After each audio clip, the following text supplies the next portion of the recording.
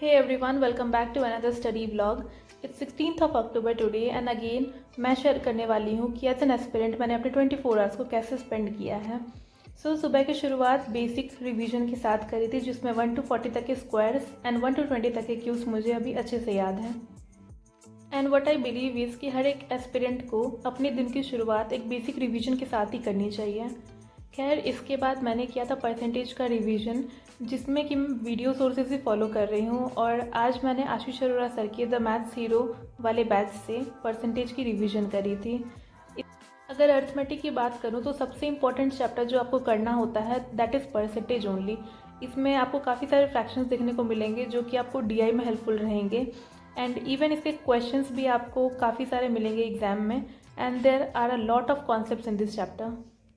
Percentage का जो topic है you will get in every chapter you will come across in arithmetic. हर percentage के concepts will be used in ratio proportion, simple and compound interest, profit loss. आपको हर एक chapter में percentage के कॉन्सेप्ट्स मिल जाएंगे and with the help of these concept आपको questions को काफ़ी इजीली टैकल कर पाओगे।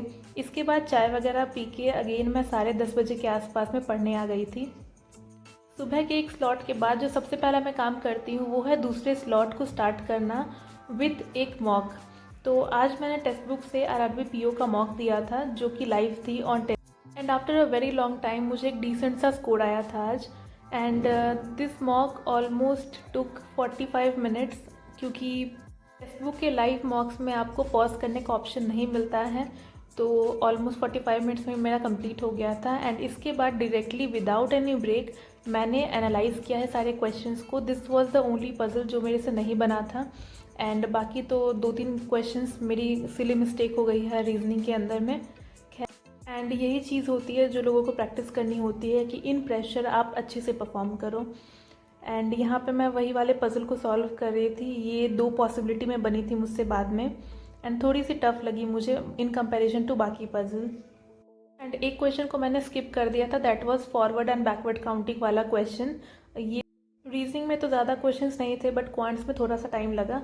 ऑलमोस्ट मुझे 30 मिनट्स लगे एनालाइज करने में। देन लंच वगैरह करके फिर मैं आ गई थी वापस से पढ़ने के लिए एंड ये है मेरे नोट्स और and from these notes only मैंने सीआई की रिवीजन की है। आई नेक्स्ट जो भी एग्ज़ाम आने वाला है उससे पहले मैं अर्थमेटिक की एक बार कंप्लीट रिवीजन करने वाली हूँ एंड आई हैव डिसाइडेड कि हर एक टॉपिक के जितने भी कॉन्सेप्चुअल क्वेश्चंस होते हैं मैं सारे ही सॉल्व करने के बाद एग्ज़ाम देने जाऊँगी।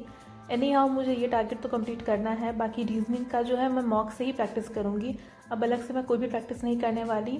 प्लस मैं मेंस के लिए जीए एंड कंप्यूटर वगैरह थोड़ा पढ़ूँगी। जीए तो खैर मैं पढ़ रही हूँ बट कंप्यूटर अभी स्टार्ट नहीं हो पाया है तो देखते हैं वो कब स्टार्ट करती हूँ मैं। सीआईएसआई के क्वेश्चंस में भी प्रॉब्लम होती है क्योंकि आई थिंक मैंने मल्टीपल रिवीजन नहीं किए हैं इस चैप्टर के। तो मैं सोच रही हूँ एग्ज़ाम से पहले 2-3 रिवीजन तो कर ही लूँ, अदरवाइज़ सारे कॉन्सेप्ट्स मैं भूल जाऊँगी एंड कोई भी इंसान भूल जाएगा। इसके बाद फिर क्रिटिकल रीजनिंग की मैंने 2 लेक्चर करी हैं अगेन फ्रॉम स्मार्ट कीरा। ये है 61 लेक्चर्स की एक series where you will get the first 3 lectures बिल्कुल कॉन्सेप्ट बेस्ड एंड इसमें थ्योरी काफ़ी सारी है। इसके बाद आपको खूब सारे क्वेश्चंस प्रैक्टिस करवाए हैं सर ने and I am doing that. Critical reasoning के क्वेश्चन आपको मेंस में ज़रूर से देखने को मिलते हैं।